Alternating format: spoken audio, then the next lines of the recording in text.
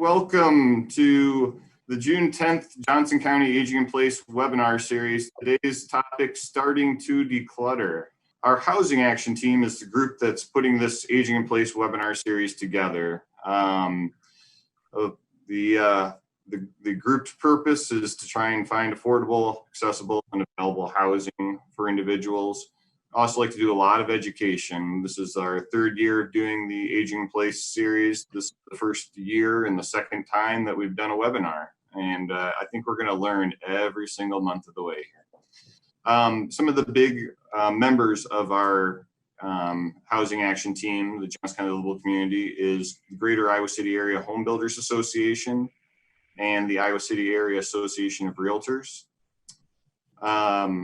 Here is an outdated picture from of our group from the past, and then these individuals work at a variety of different agencies throughout the community, aside from the Iowa City Area Association of Realtors and the Greater Iowa City Area Home Builders. You can kind of see that on the side there, and there's our fearless leader of our housing action team, Scott Hawes, circled there. Next month will be July 8th. We'll have working with contractors to modify your home. You can see the rest of the series there. If you have questions about any of these, or you want to watch one of the past Aging in Place forums from one of the last 2 years, you can go to that link down below as well. I think that is all for me for right now. So I'm going to introduce you to our first panelist today. And it says it's Scott Hawes, but it's really Lorraine Bowans. Lorraine is a senior real estate specialist with, oh my goodness, you know what, Lorraine, I'm just having, struggles here. REMAX. She's also the vice chair of the Johnson County Livable Community Policy Board, as well as a volunteer with AARP and a volunteer with Trail of Johnson County. I probably left off a couple of things there, Lorraine, but do you want to start us off with this, with starting to declutter, and what are you going to tell us about today? Well, I kind of got really involved in this when my kids were gone out of the house and my parents decided to move off the farm. And moving from a farm to a 2-bedroom house, apartment in town was quite traumatic for them, and just had to do some research and figure out how to make it easier and what to do with a lot of things. So this kind of got the ball rolling in all that. Now, we moved them 3 times, and each time was a new learning experience. And 3 years ago, I moved out of my own home after being there for 30 years. So it's a firsthand experience, and the emotional part we don't always talk about because it's different for everybody. With my parents, it was changing to a whole new lifestyle, going from a rural area farm to living in a good-sized city in an apartment. So we concentrated on the positive things. And I hate the term downsizing and decluttering because they sound so negative. I like right sizing and freeing your soul of stuff. Because as you start the decluttering process, you are getting things off your plate, out of your house, out of there, and you start feeling lighter and freer.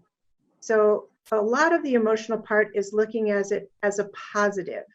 It's a new phase in your life.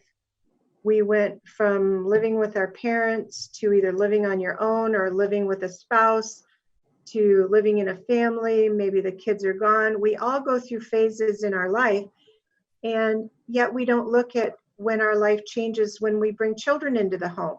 That's a positive. We don't look at it as sometimes don't look at it as a positive when your children leave the home. So it's just kind of getting your mindset to get started to do this. But when you're right sizing, we all love our stuff. Our stuff represents people in our lives, our memories, things, but we're associating the stuff with those, and that's not necessarily the case. You can write a story, blogging. You can take pictures and make a book of all your precious things that bring back memories. It's the memories that our stuff represents. And so by getting rid of your stuff, you're not getting rid of your memory. You're just getting rid of maybe the visual of your memory. So there's a lot of little things hanging on there. I know my parents, my mother grew up in the Depression in California. They lived in an army tent for 2 years. And my dad, the Depression wasn't so bad for him, but when they had the Dust Bowl and there was no farm crops for a year and things, each had their own experiences, but they always revert back to, what if I need this because something bad's going to happen? And they passed it on to me, so I became a little bit of a hoarder. And when they had prized possessions, they had a tendency to collect. I still have several huge boxes of Hummels that I still am trying to find a home for. I'm to the point now, I just want someone to take them and enjoy them. So we collected things. My children now are collecting life experiences. They are traveling. They are not going to have probably a lot of stuff because of the way things are now. They will probably move many times in their life because of job situations and things and this type of stuff. So they want their memories and travel. So we as seniors have to realize that they're not rejecting our prized possessions. They just don't have the attachments to them that we do. I know my kids were raised with having quite a bit of stuff. And so stuff just doesn't have the appeal that it did for me. When I grew up, I had 1 doll and 2 Barbies. So my stuff was really important because I didn't have much. So we all kind of and we have to kind of move on past that. And also we have to grieve a little bit. When we're shutting off some of our past life, we have to grieve about things. And we have quirky little things. For me, the hardest thing to get rid of is I had 14 cookie sheets. I had 9 9x13 pans because I baked all the time for my family, for my kids, friends, and everything. Anybody wanted fresh baked cookies or whatever, they went over to my house. And we did huge cookie trays every year.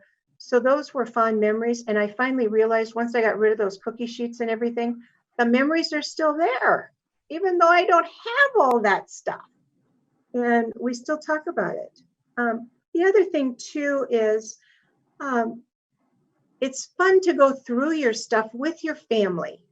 You have a family get together, all right? Some people are dreading it. Oh gosh, I have to sit and talk to so-and-so, or somebody's gonna bring up this out of my past and make fun of me about it again or whatever.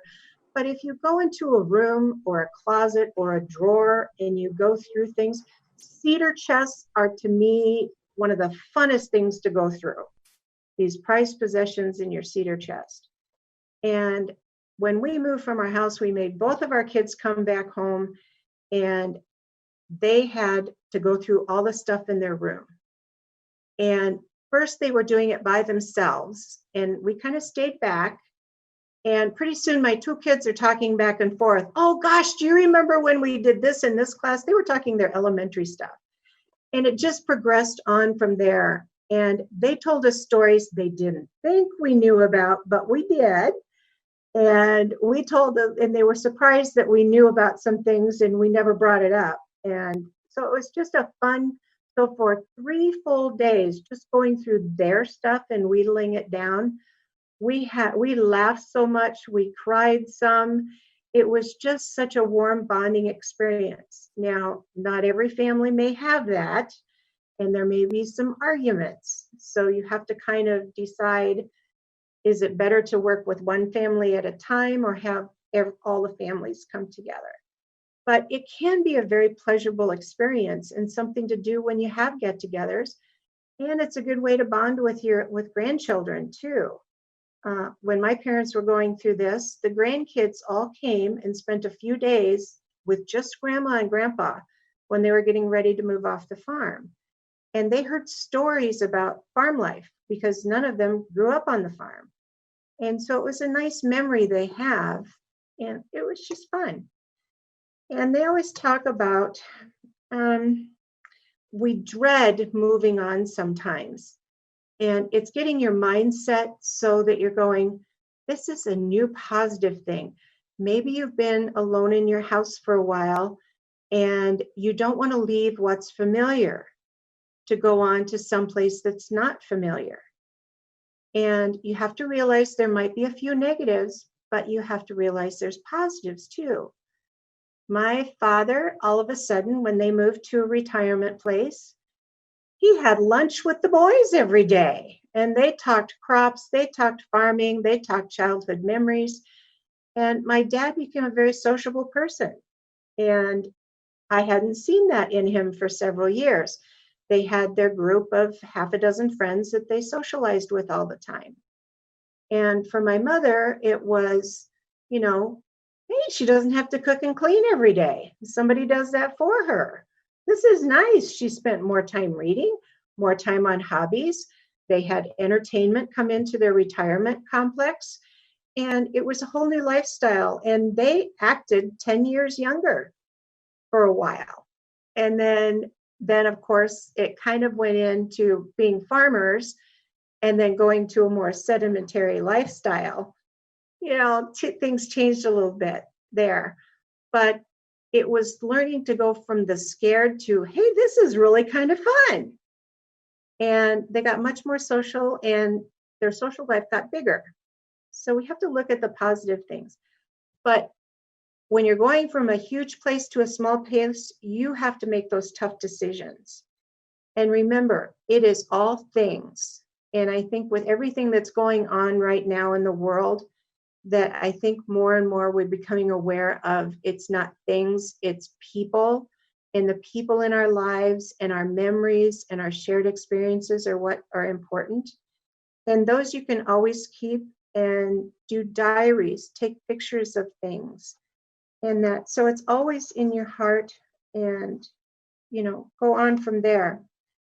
And when you get, and the number one thing that people worry about is, what if I regret getting rid of something? Well, the answer is very simple. You will. When you start getting rid of things, you are going to regret getting rid of a couple of things. Now, one thing, since I am an AARP volunteer, I have to bring out my book, Downsizing. This is actually a workbook that you can fill in pages. So if you get rid of a cherished item that you then go, oh gosh, I wish I hadn't, you can write down what you did with it. It's a nice little workbook, and it helps you go through the process. And once you start, this becomes almost kind of addictive, that once you get through that first closet, that first drawer, that first everything, you just feel better. You feel lighter. It's like taking stuff off your plate. My mom really went through this when she started decluttering, when she started parting with things. And she went through garage sales and they were a lot of work for not much money. And then, but when she started donating things and giving them to people, we don't have to pass on to our children the 20-piece set of china and silver. Break it up. One of the things I found in one of the researches I did was everyone has china and things from family members. It's like the curse. All right, you get the china this year because you're having the family dinner, and next year it's at your house, so you're taking the china. You break it up. And for all the loved ones in your family, do a place setting of 2. Put it in a little decorative box. Maybe some, if you have old linens, I finally got rid of my old linens. I did keep some napkins that were beautiful cloth napkins. I have very fine linen. So there's a place setting of china, linen.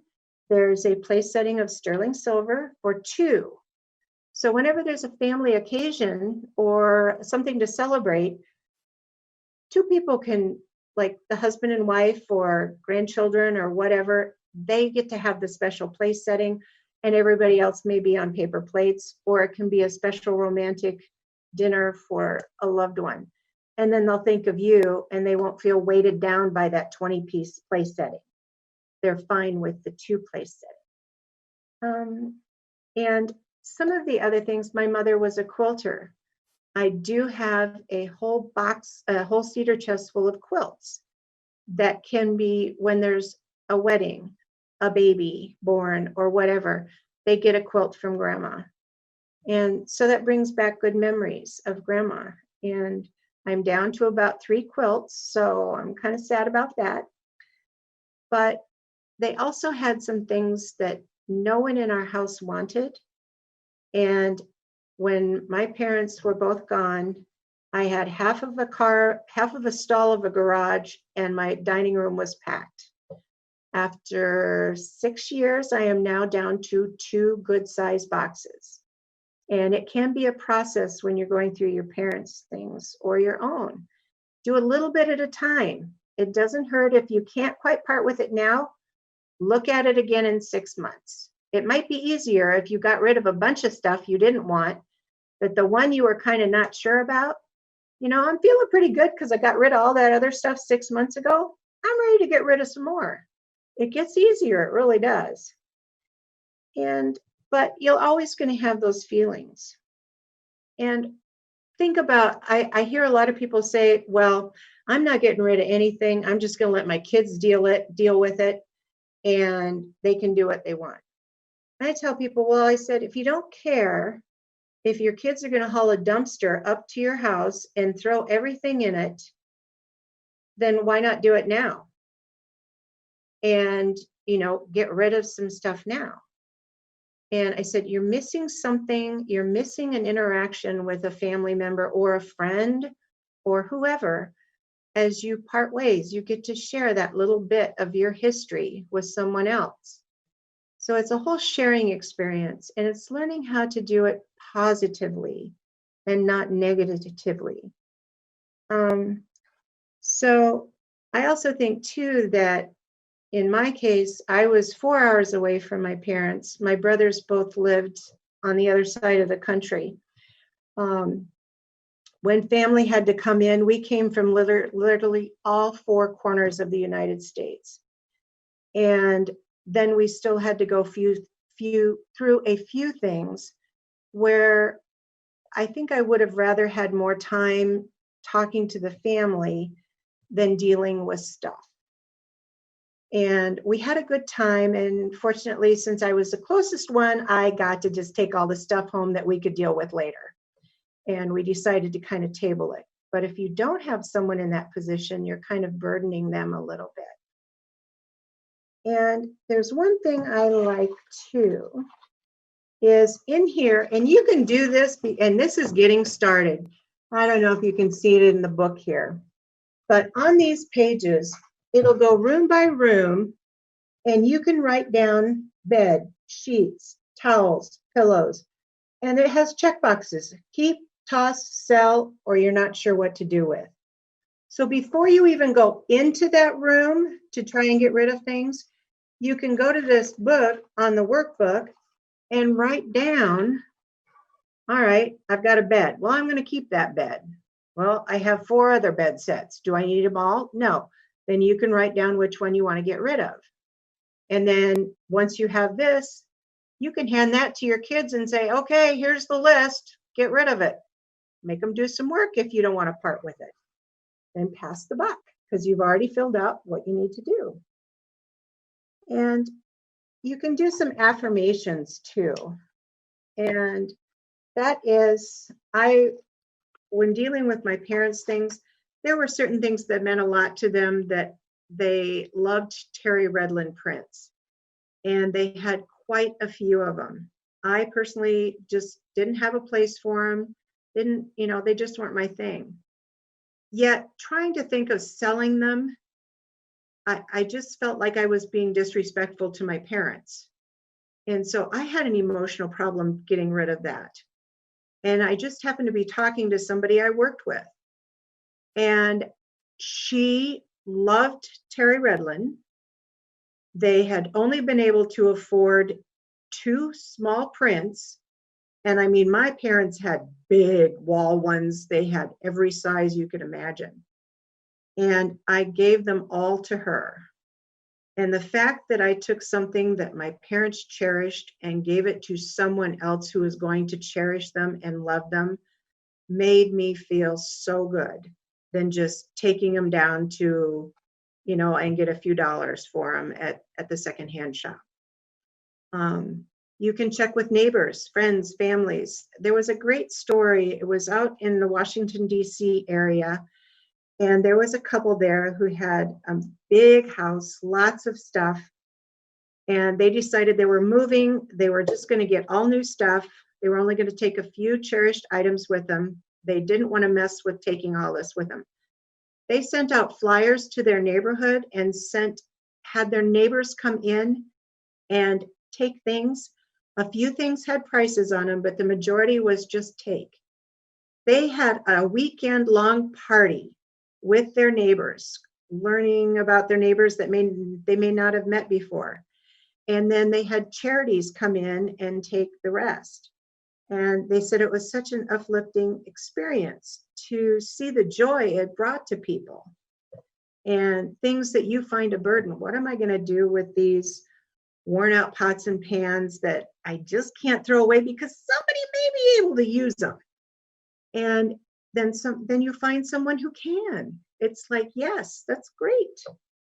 So you can when you do donations, write a little affirmation. I felt really good when I donated this to the Red Cross, or I donated this to my church, or I donated this to a 4-H club. There are so many places that are looking for donations. And sometimes you can think outside your box. Theaters are always looking for donations. If you have a lot of crafting supplies, my mother had so many crafting projects that were half finished that we gave them to a woman I know who worked for hospice. And it was a joy because most of these projects were halfway done. And she could teach somebody who was one of her hospice patients how to either do it or they could finish it and pass it on. And that made me very, very happy to know that something like that can happen. So anyway, I'll wind up mine. When you're getting rid of your stuff, it's up and down, but stay focused on the positive and do whatever you can. Feel your grief when you're parting with things, but keep track of your memories and pass it on to your loved ones and your friends and family. Again, the AARP downsizing book, there's a workbook and an actual book you have to read, but I like the workbook. So I will pass it on to, I think Sharon is next. Thank you.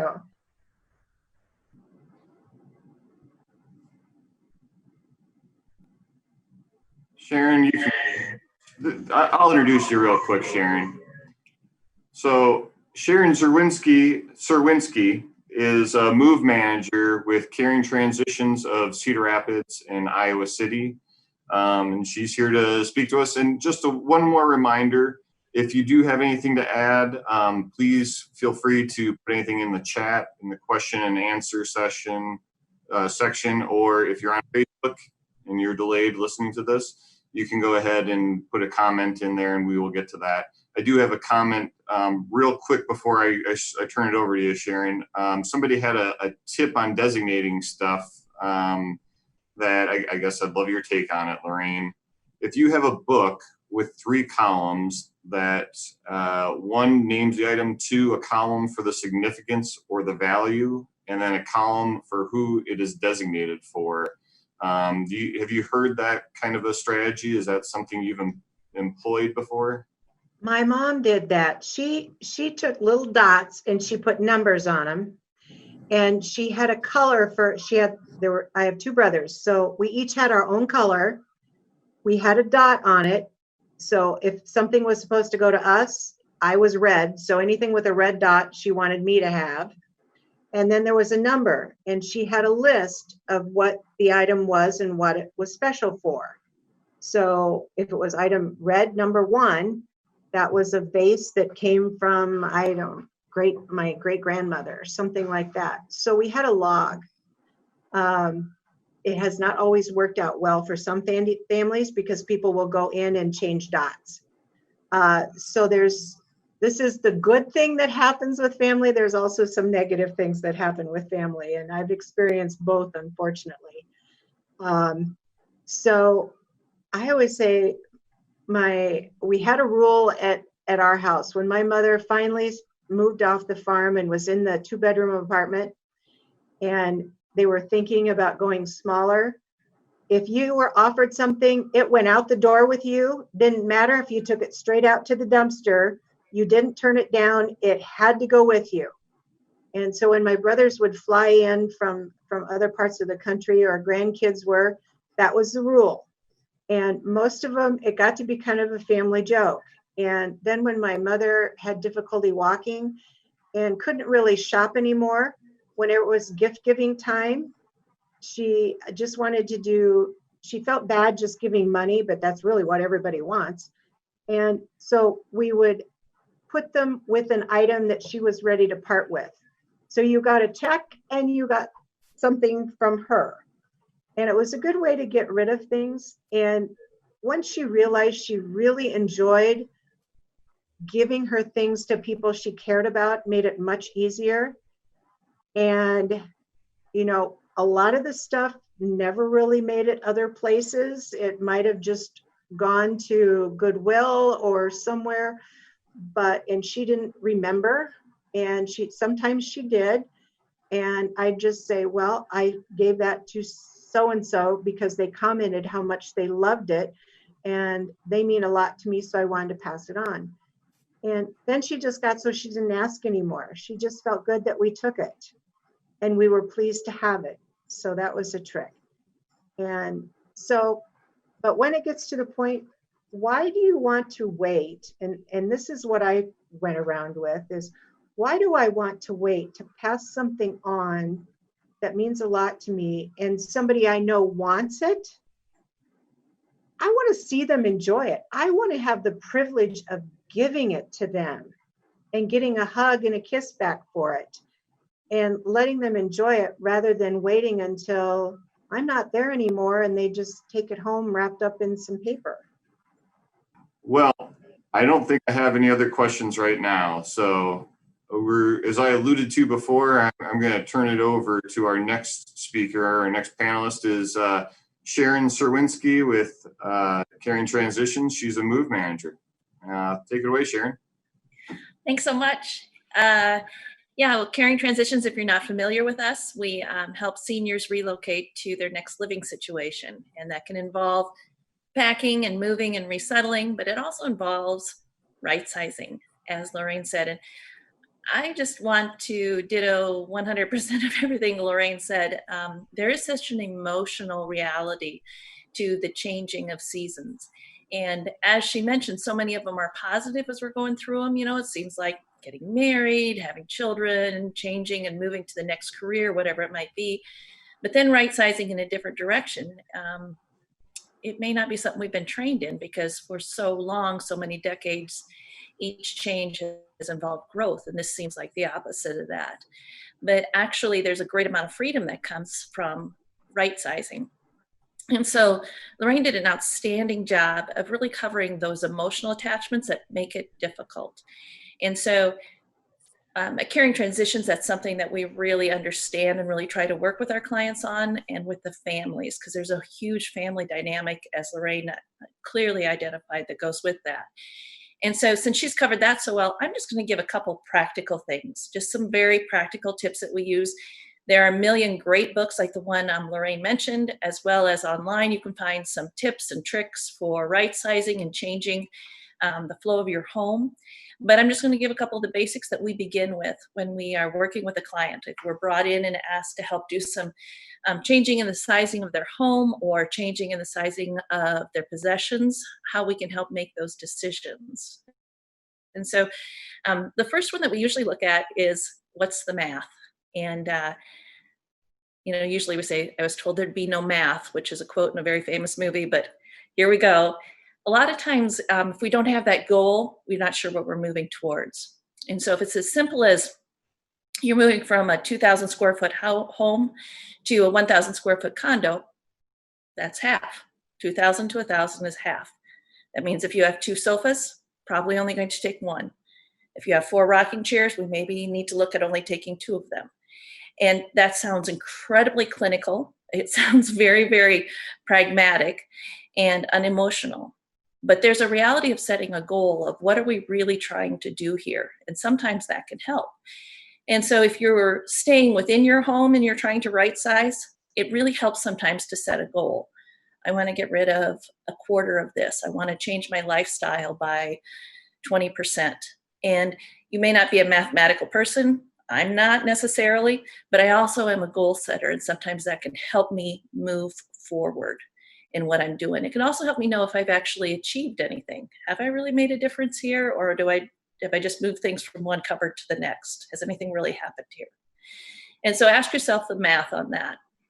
And then the second question that we often ask is, what are my favorites? The mistake that's so often made when we go to right size is that we say, what can I get rid of? So I open that closet door, I look in there and I say, what can I get rid of? And the answer is always nothing.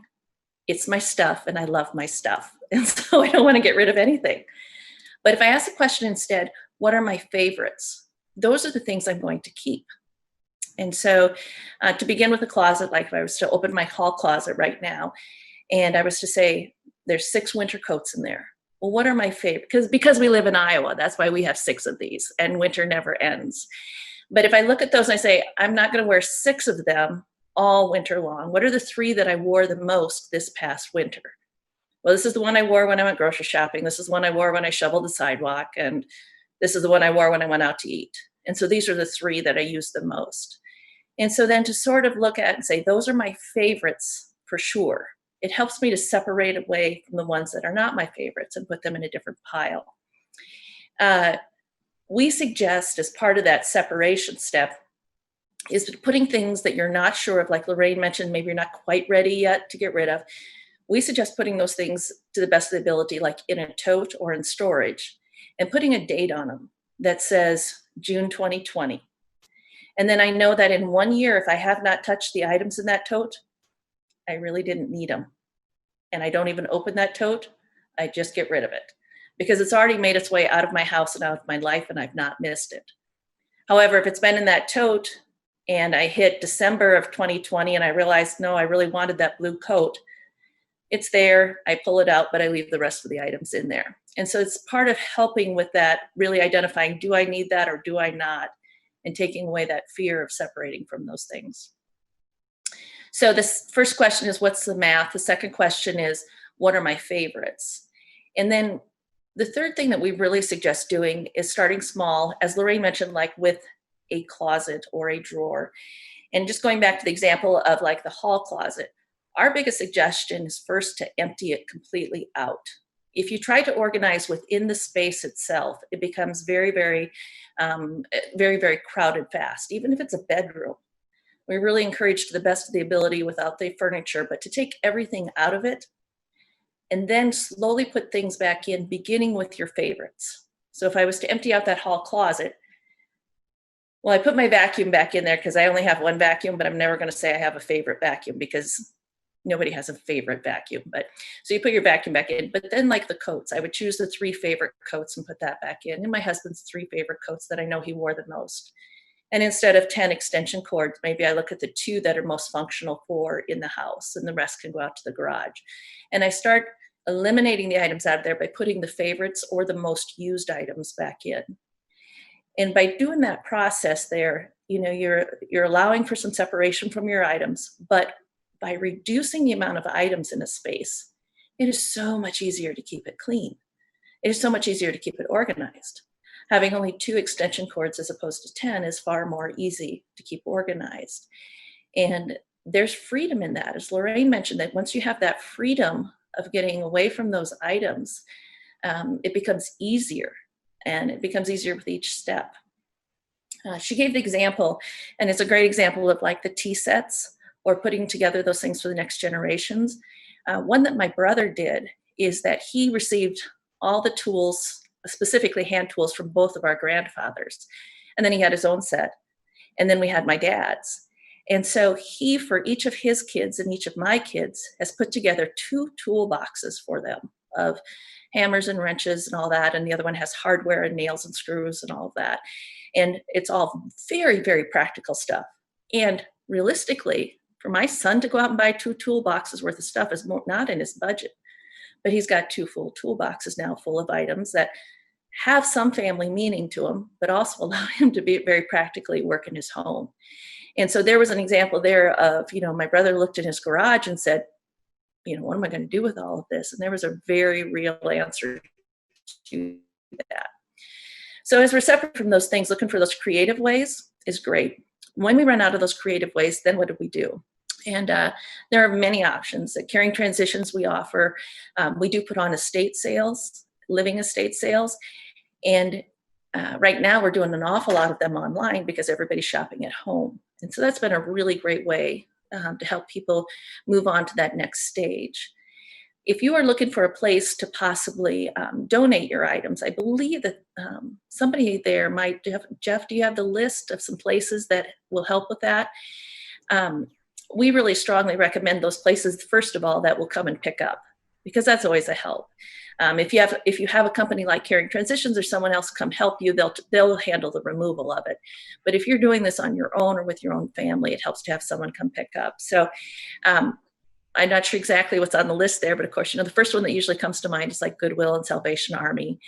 And what we found with Salvation Army in Iowa City is that if you have a couple of people in your neighborhood who are doing the same thing, they will send out the truck, even if it's not for large furniture. But like if 2 families have several items, they may send out a truck to help pick it up. And that's always a win right there. We also use Upscale Resale, which used to be called Drop-In, which is down in southwest Iowa City. And I believe Crowded Closet is on your list, which is down in southeast Iowa City. And of course, we use Stuff Etc. because every little bit you can get back, and consignment is that's always a gift as well. So those are basic tips that we have. Those are just some things to get you started there. Excellent. Well, thank you so much, Sharon. That was great information. I do have a favorite vacuum cleaner, though. Just me, though, maybe.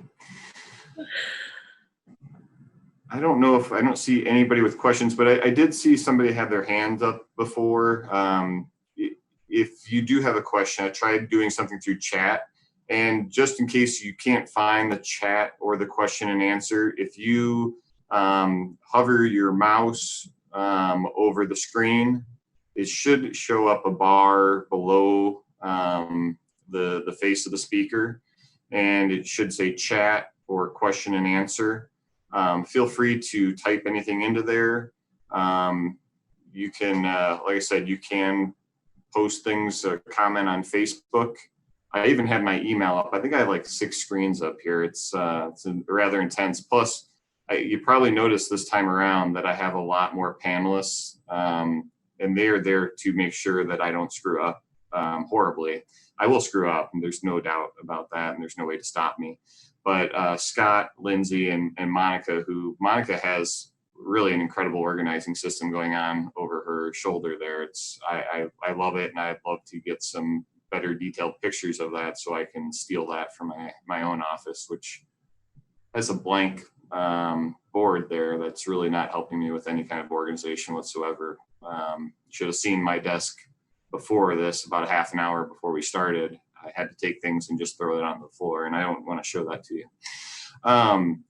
Well, as Sharon mentioned, I do have a list, and I don't want to begin to think that this is a fully complete list of places that you can donate extra goods and clothing.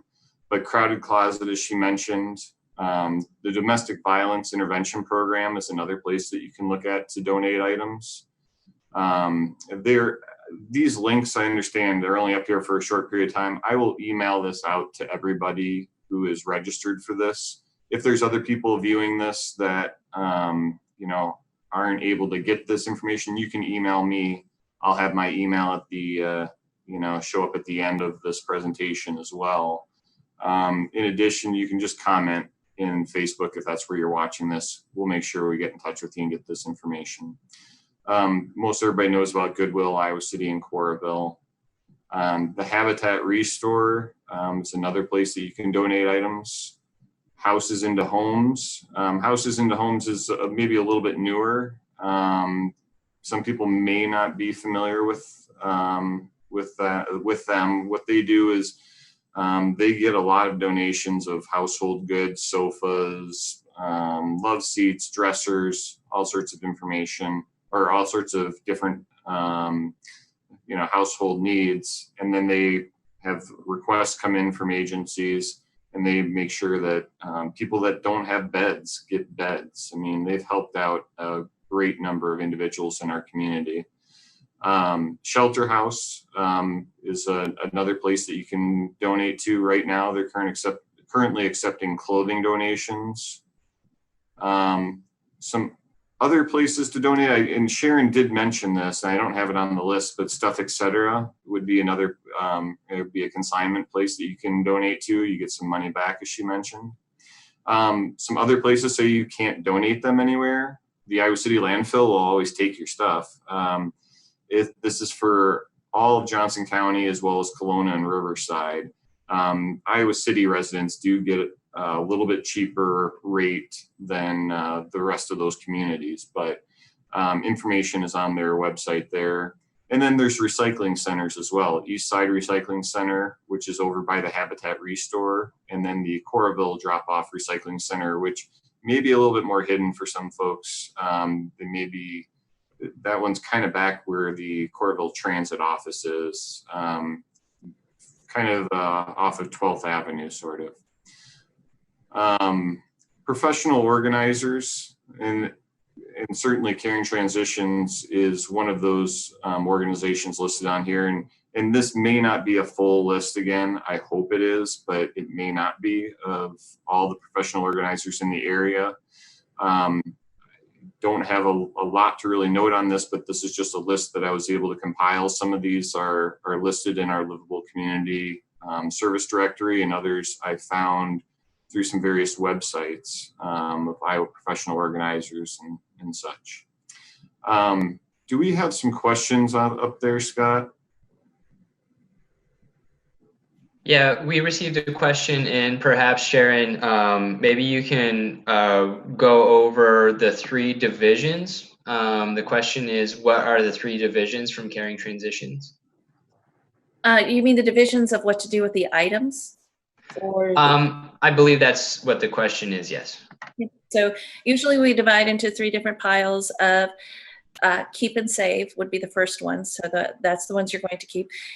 Second would be donate or sell. And then the third would be those that you're going to get rid of completely. And so the donate or sell can also be the gift to the grandkids. So it's basically, what are you going to keep? And if you look at it that way, you've got only one category that's for keep and save. And again, there's math to that. That doesn't mean that that's only, you're keeping 1/3 of your items, but it does make you very aware of what are you going, is worth giving to someone else to donate or sell. And then also that just needs to be out of the home.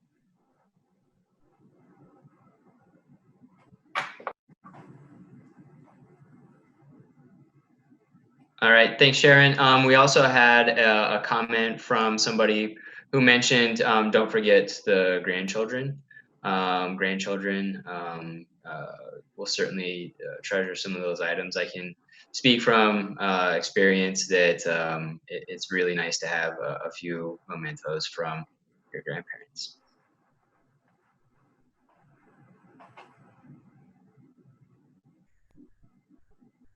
Well, I will share a little bit more information while we see if other questions do come in. I don't have a lot more information, but this is where you can contact me if you want any of this information that's that I presented, or any of the slideshow stuff, or if you need contact information for any of the presenters that we had today, Lorraine and Sharon. If you have any questions that aren't related to this, I can always be a good place to start for issues for older adults. I seem to have all sorts of questions come in all the time. So don't be afraid, I guess, to call. To let you know too, Scott will definitely, flag me down if there's questions that pop up here, but our next Aging in Place forum will be on July 8th, and that one is working with contractors to modify your home. I believe GT Carr and Andy Martin will be presenters for that.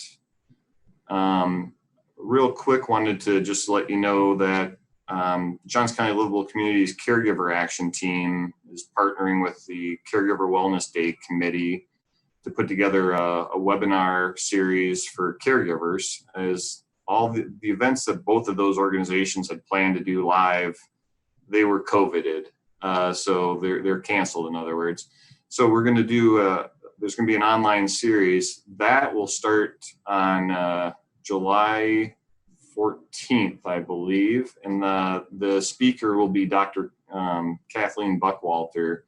And her presentation will be on stigma in persons with dementia and their caregivers. It's time to talk about it.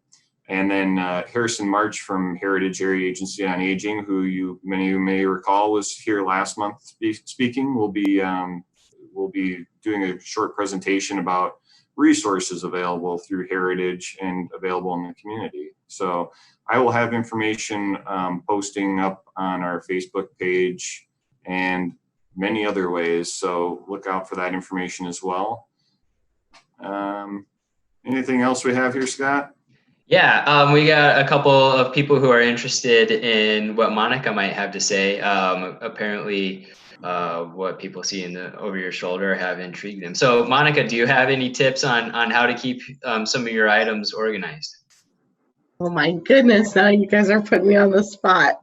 My husband would probably be standing in the background laughing, like, yeah, she's organized. I guess on my board up there, I have just different things. It's my to-do board. I have a section that has goals and ideas, things that need to get done this month, things that need to get done this week, and things that need to get done today. So it just kind of keeps me a little bit organized. And then I also have a little spot on there for new listings because I sell real estate. So ones that will be coming up. And I use the sticky notes because then, one, it keeps the chalkboard a little bit cleaner and I can move the sticky notes to different places as I'm working through the different projects. So I think you could do the same thing with your items as you're organizing, and either have your children's names, friends' names, whoever, if there are certain things as you're going through that you want to put an item under their name and then be able to move them around, or goals of which room, closet, drawer you need to get done today, this month, this week. So I can take a picture too and send it out and we can share it with everybody. That would be awesome, Monica, if you could share that. I think my office needs it. So, and a lot of people were interested. So that seems to be a highlight. People were enjoying looking at this board. I'd love to ask the people who they are, but I'll ask that off the air. It's funny. I have been on so many Zoom meetings over the last couple months and nobody else has paid attention to my board. So this is all about starting to declutter and organize, so it looks organized. Maybe Jason's doing that for you. I'm not sure, but it looks organized. We had another question come in. Will we be able to watch this workshop? You will be able to, thanks to, one of our panelists is Ty Coleman from City Channel 4, and Ty has been so kind to video all of the forums that we've had and all of the webinars. So he will replay those on City Channel 4. I will also, once this recording is downloaded, I will email that link out to everybody who is registered as well. If you are on Facebook, you can go to the Johnson County Social Services Facebook page and watch it there as well. I think there's no shortage of ways to be able to watch this, unfortunately, maybe for me. Jeff, I have one more thing. Are there any openings on the Johnson County Livable Community Board now or coming up soon? I do believe there are. I don't know for sure where they are with policy board nominations are going to be done, I think, through the Board of Supervisors. I don't know how many they've gotten right now. So if anybody's ever interested, feel free to contact me. I'd be happy to get you the contact information, where to apply, how to apply. It's not a real difficult process. It's just an online application, or if you'd prefer, I'm sure we can get you a paper application as well. And then are there ways people can volunteer to be like on action committees, and what are some of those committees? Well, you know the answer to this, Lorraine. Yes, of course. We have some really wonderful committees. Our housing action team, like we talk about, that puts on this wonderful webinar series and the forums in the past. Our caregiver action team, which is going to be doing their own webinar series with the Caregiver Wellness Day Committee from Heritage Area Agency on Aging. Now you put me on the spot and I have to actually think, and I was not really prepared to try and think through. Falls prevention is another action team. They typically have a large scale event in September. I'm not really feeling that that's probably going to happen at this point, but we've been planning it. We'll have information as soon as we know. If that's going to happen this year, we'll certainly let people know. But I'm feeling like I don't know. I don't want to be a downer, but considering everything that's going on right now, we want to make sure that it's going to be safe because it's a large scale event where we bring a lot of people in one area for falls prevention and also finding out about resources in the community. Those are the committees I'm thinking of offhand. Of course, there is one other committee, which is communications. Communications committee helps with our newsletters every month, the website, kind of organizing our website content. In fact, if there's individuals who have an expertise with anything website or technology related, they would be extremely beneficial to the communications committee right now. So thanks for asking, Lorraine. Yeah. I did see that Sonia had made a comment about question for the builders and remodelers. So we'll make sure that they address that next month when they're speaking. I can talk just a tad bit. She asked, why do builders keep building 2-bedroom homes? In this day and age, people need an office and also want a spare room for visitors. Also, condos often have a small dining area, but one needs a bigger space for a table big enough for families to visit, even if they bring the food. And I would say mostly it comes down to affordability and some of the supply and demand out there, and just kind of looking at what has been being able to sell, and then just with the cost of building costs being on the rise, being able to keep costs down by having less square footage. But we'll let them address it a little bit more next month. It's a great question.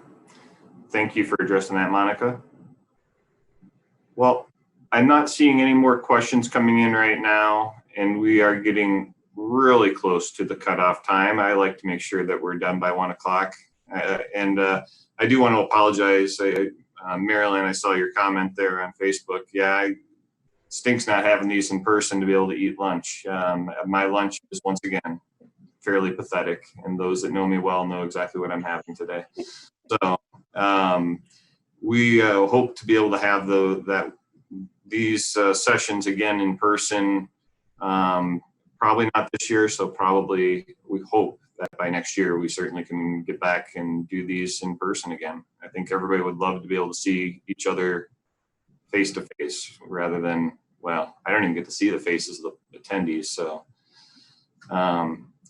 well, once again, thank you so much, Lorraine, Sharon, for presenting, Monica, for your spur of the moment presentation, Scott, for leading us through the webinar series, and for helping out with making sure all the questions get answered. And as I speak, see other things coming up.